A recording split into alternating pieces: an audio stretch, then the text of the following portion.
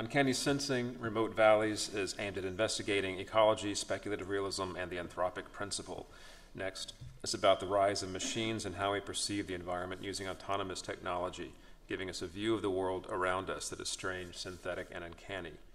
The title of the project is Reconfiguration of the Combined Terms Remote Sensing. Sorry, could you go back? I was just pointing to the screen.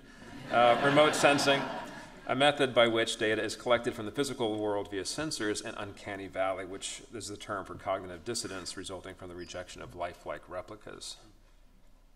Here are some examples of remote sensing technology in use around the country.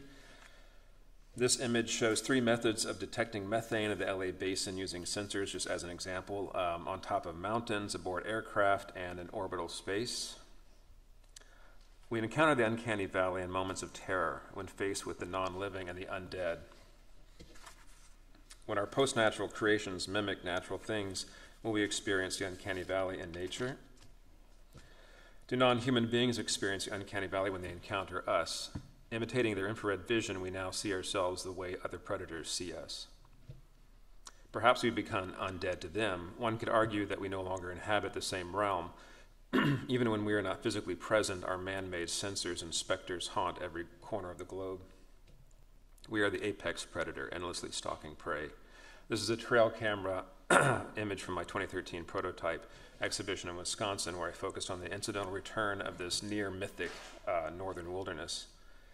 Today I want to show you some samples from my 2014 prototype, which showed at the Countercurrent Festival in Houston. The primary component was a video installation that included drone footage of the petrochemical coast in Texas and Louisiana, some familiar territory, which is quickly subsiding into the Gulf of Mexico thanks to the oil industry. It's actually sinking.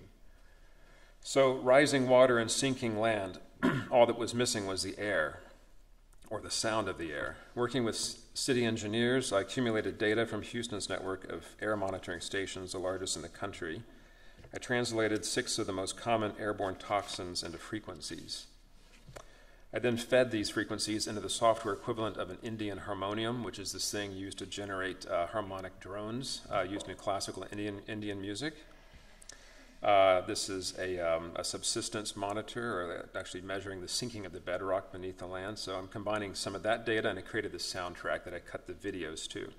So here's some clips from one of those videos. This is a small segment. You can go ahead and cue it up to the point here.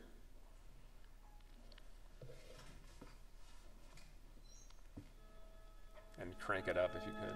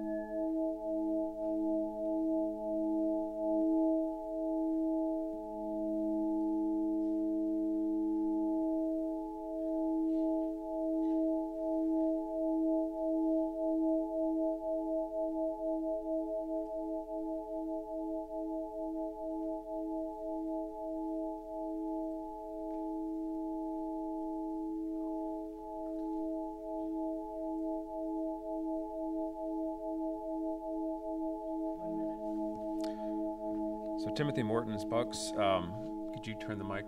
Timothy Morton's books, Ecology Without Nature and Hyperobjects, have greatly influenced this project. Tim saw my exhibition last year, and he and I have been in this conversation ever since. He summed up the exhibition quite nicely with this quote: "The uncanny valley is in fact a gigantic plain stretching as far as the eye can see in every direction." In the past few months, I've interviewed climate change scientists at NASA JPL, geoengineers at Caltech. On the opposite end of the spectrum, the anarcho-primitivist John Zerzan in Eugene, Oregon. John is sort of a proto-humanist, and now I need help with meeting his Silicon Valley opponent, transhumanist Ray Kurzweil, before he uploads his brain. I also need access to LiDAR equipment, if you know what that is, and military-grade night vision, preferably mounted on a drone. Thank you.